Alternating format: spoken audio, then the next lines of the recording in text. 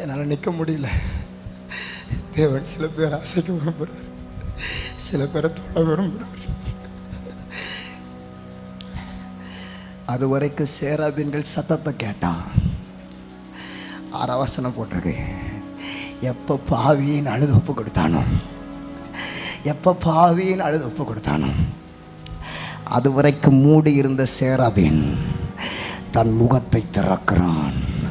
அந்த சேராபீன்கள் ஒருவன் தன் கையில் பிடித்த குரட்டால் ஒரு நெருப்பு தழலை பள்ளிபிடத்திலிருந்து எடுத்து வந்து அவனிடத்தில் பறந்து வருகிறான்.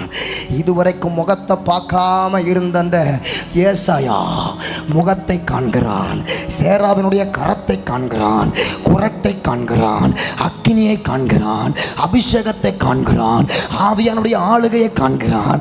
அதன் பின்னதாக வந்த அந்த குரட்டினால இதோ என் உதடுகளை உன் உதடுகளை தொட்டதினால் உன் அக்கிரமம் நீங்கி உன் பாவம் நிவிருத்தியானதுன்னு சொன்னபோது என்றைக்கு அக்கினியை சந்தித்தானோ கர்த்தர் யாருக்கோ சொல்றா, உன் அடிமைத்தன நிந்தைய, அந்த எகிப்து நிந்தைய, அந்த பாவத்தின் நிந்தைய இன்னைக்கு ஒரு அக்கினி சுட்டரிக்க போகுது.